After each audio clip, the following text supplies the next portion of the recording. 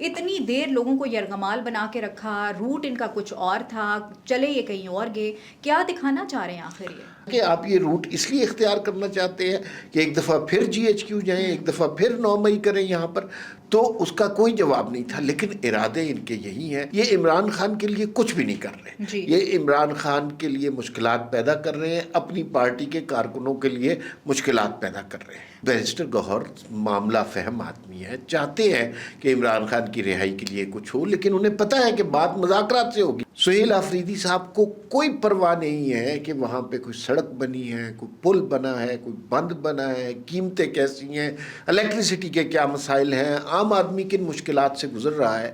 انہوں نے صرف ایک ٹک ٹاکر وزیر اعلیٰ کا نعرہ اپنایا ہے. اچھا، جہاں تک پیٹرول کی پرائسز کی یہ بات ہے کہ ہم نے انٹرنیشنلی پرائسز میں چینج ہو رہی ہیں، وہ سب کو سمجھ آ رہی ہے.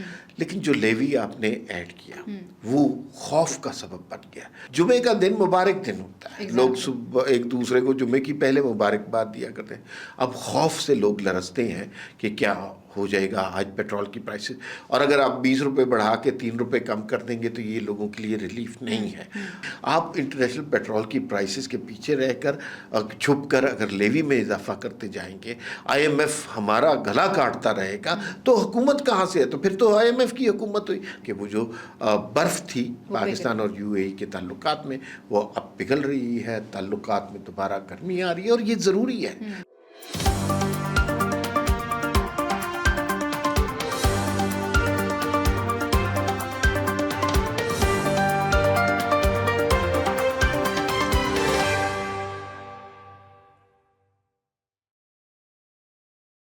السلام علیکم، میں ہوں آپ کے ساتھ رمشا عارف اور آپ دیکھ رہے ہیں پروگرام وی ٹاک. ہمارے ساتھ میرے ساتھ موجود ہیں ناظرین. آج جن ٹاپکس پہ ہم بات کریں گے، ہم نے دیکھا مہنگائی بہت زیادہ ہو چکی ہے اور مہنگائی نے عوام کی کمر توڑ دی ہے. اب دیکھنا یہ ہے کہ حکومت عوام کے لیے کیا ریلیف پلان کر رہی ہے، ذرا اس پہ بات کریں گے.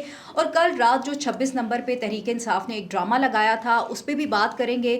دھرنا دیا، ختم ہو گیا، لیکن کارکنان جو ہے وہ اسی طرح سے ذلیل ہوئے وہاں پہ. اس پہ ذرا بات کریں گے کہ سہیل آفریدی نے اپنا روٹ کیوں چینج کیا، اور ساتھ ہی ساتھ جو ہے وہ ہم نے دیکھا کے پی میں دہشت گردی بہت زیادہ ہو گئی ہے، لیکن کے پی حکومت غائب ہے، آخر کہاں پہ ہے، کیوں دھیان نہیں دے رہے، اس پہ بات ہوگی. اور یو اے ای اور پاکستان کے تعلقات کے حوالے سے اچھی خبریں ہمارے سامنے آ رہی ہیں، اس پہ بات کریں گے کہ یہ تعلقات اب آگے جا کے کس موڑ پہ آئیں گے. اور پاکستان اور بنگلہ دیش کا میچ تھا جس میں پاکستان کو دوبارہ سے شکست کا سامنا کرنا پڑا، اس پہ بات کریں گے کہ آخر پاکستانی ٹیم جو ہے وہ بنگلہ دیش سے ہار گئی، پرفارم کیوں نہیں کر پائی. انہی موضوعات پہ آج بات ہوگی. ویلکم ٹو دا شو عمار صاحب. ویلکم ٹو دا شو عمار صاحب. عمار صاحب، کل رات آپ نے بھی دیکھا 26 نمبر پہ جو تماشا لگایا تحریک انصاف نے، سہیل آفریدی صاحب بھی وہاں موجود تھے، بیرسٹر گوہر بھی موجود تھے، علیمہ خان بھی موجود تھیں.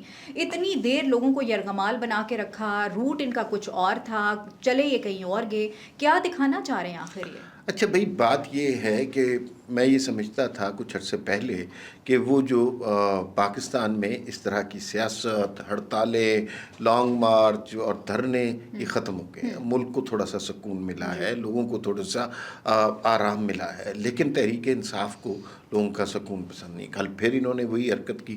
26 نمبر پہ جو واقعہ ہوا وہ آپ نے دیکھا کہ وزیر اعلیٰ، اور یہ بالکل ایک ڈرامہ کریٹ کیا گیا کہ پولیس کو چیخ چیخ کے کہہ رہے ہیں مجھے مارو، اور میں وزیر اعلیٰ ہوں، مجھے حق ہے. سارا مسئلہ عمران خان سے ملاقاتوں کا. عمران خان سے ملاقاتیں ضرور ہونی چاہیے، بشرا بی بی سے یہ ایک ان کا رائٹ بھی ہے.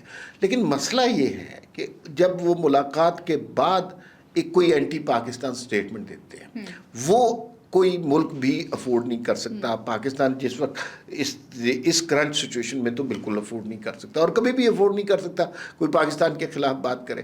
پھر آپ کو پتہ ہے کہ ان کا سوشل میڈیا کوئی انڈیا میں بیٹھا ہوا ہے، کوئی اسرائیل میں بیٹھا ہوا ہے، جس طرح چلاتے ہیں پھر وہ روکنا بات مشکل ہو جاتی ہے. ورنہ ملاقاتوں کو تو ان کو اجازت دی گئی تھی اور کہا گیا تھا کہ آپ اپنی بیماری کے حوالے سے بات کریں، عمران خان کو سہولتوں کے حوالے سے بات کریں، لیکن یہ اینٹی پاکستان آپ کوئی بات نہیں کر سکتے. اور وہی ہوا اور اسی کی سزا مل رہی ہے. اب جو ڈرامہ کل لگایا گیا، آپ امیجن کیجئے 8-9 گھنٹے ٹریفک پھنسی رہی، اور پھر انہوں نے روٹ بھی چینج کیا. 8-9 گھنٹے آپ اذیت کا اندازہ کیجئے کہ آپ گاڑی میں پھنسے ہوئے ہیں، شدید گرمی ہے، پیٹرول کی پرائسز کہاں پر ہیں، آپ کتنی دیر گاڑی میں اے سی چلا سکتے ہیں. اور پھر وہاں پر آپ کو کچھ پتہ نہیں ہے کب لاٹھی چل جائے، کب پتھراؤ ہو جائے، کب کوئی گالم گلوچ دینا شروع کر دے اور کس وقت یہ دھرنا ختم ہو. کس قدر ذہنی اذیت میں ہے. لوگوں کو واش روم جانا ہوتا ہے، شوگر کے مریض ہوتے ہیں، ہارٹ پیشنٹ ہوتے ہیں، ایمبولینسز اس میں ہوتی ہیں، ان سارے میں بزرگ افراد ہوتے ہیں، لیکن کوئی لحاظ نہیں کیا. ان کا طرز سیاست میں کوئی تبدیلی نہیں ہوئی. اور آخر میں کیا ہوا؟ آخر میں بات فضل آؤٹ ہو گئی. جی. کچھ بھی نتیجہ نہیں نکلا. آپ نے ابتدا میں اور ذکر کیا کہ روٹ بھی بدلا گیا. جی.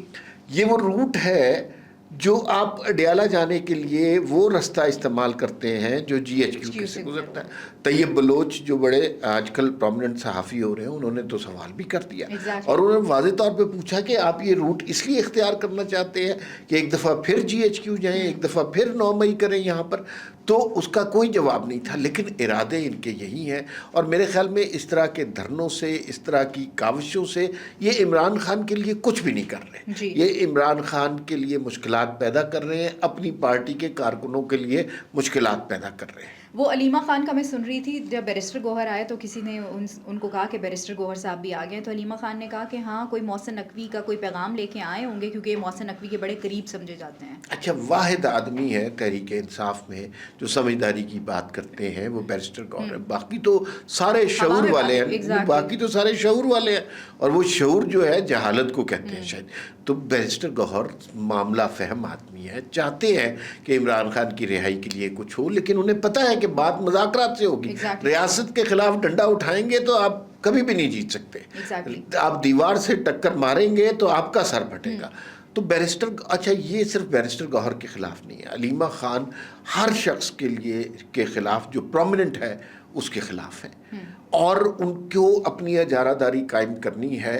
تو وہ جو شخص معتبر نظر آتا ہے اس کو برے الفاظ میں پکارتی ہیں، اور سوشل میڈیا ان کے کنٹرول میں ہے. وہ اب بیرسٹر گوہر کی کھچائی شروع کر دیتے ہیں. اور وہ عمار صاحب میں دیکھ رہی تھی جن کارکنان کو پکڑا ہوا تھا تو وہ یہ کہہ رہے تھے ہم سہیل آفریدی کے کہنے پہ آئے ہیں، صرف ٹک ٹاک بنانے کے لیے آئے ہیں. تو المیہ یہ ہے کہ ایک طرف ٹک ٹاک بن رہی ہے، دوسری طرف جیسے میں نے ذکر کیا تھا کہ صوبے کے اندر ایک تو گورنرز کا برا حال ہے اور دہشت گردی عروج پہ ہے. اب ہم نے دیکھا کہ کچھ دن پہلے بھی جو ہے وہ حملے ہوئے اور اسی طرح بنوں میں ہوئے، باقی جگہ پہ ہوئے، لوگ شہید ہو رہے ہیں.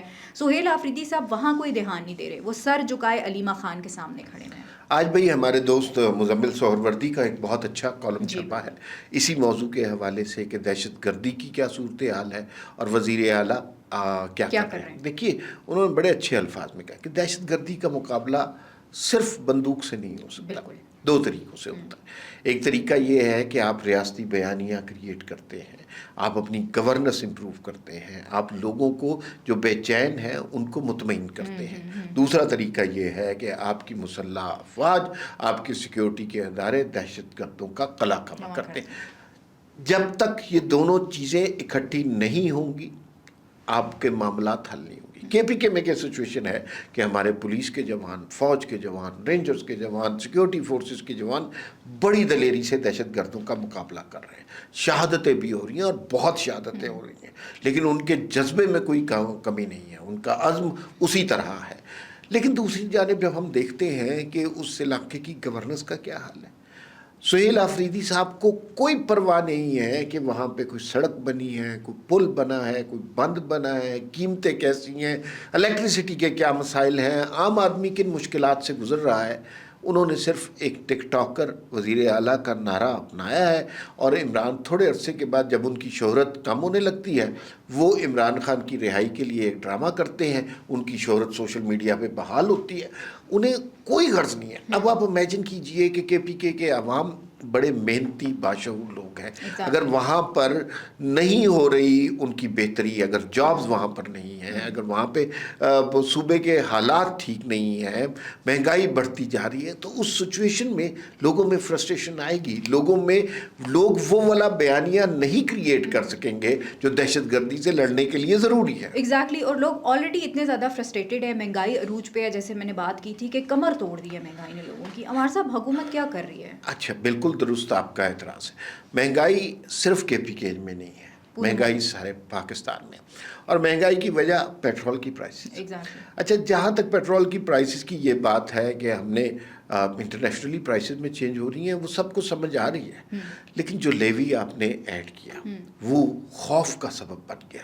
اب آپ امیجن کیجئے، میں مثلا ایک بڑی عجیب سی مثال ہے، یہ جو فری کے دسترخوان لوگوں نے لگائے ہوتے ہیں، یا بحریہ کا دسترخوان ہوتا ہے، یا لوگ سیلانی والے کراچی میں دیتے ہیں، مطلب فری کھانا مل رہا ہوتا ہے، اس قطار میں پہلے مزدور لوگ ہوا کرتے تھے، اب آپ ان کی قطاریں دیکھیں، اس میں سفید پوش لوگ بھی کھڑے ہوتے ہیں، اس لیے کہ لوگوں کے لیے تو وقت کی روٹی کمانا، کھانا مشکل ہوتا جا رہا بالکل ایسا ہی ہے۔ پیٹرول کی پرائس بڑھتی ہے، ہر چیز کی پرائس بڑھ جاتی ہے، حکومت کو اس کے اوپر کنٹرول کرنا ہے، عوام کو کوئی ریلیف دینا ہے۔ جمعے کا دن مبارک دن ہوتا ہے، لوگ صبح ایک دوسرے کو جمعے کی پہلے مبارکباد دیا کرتے ہیں، اب خوف سے لوگ لرزتے ہیں کہ کیا ہو جائے گا آج پیٹرول کی پرائسز، اور اگر آپ 20 روپے بڑھا کے 3 روپے کم کر دیں گے تو یہ لوگوں کے لیے ریلیف نہیں ہے۔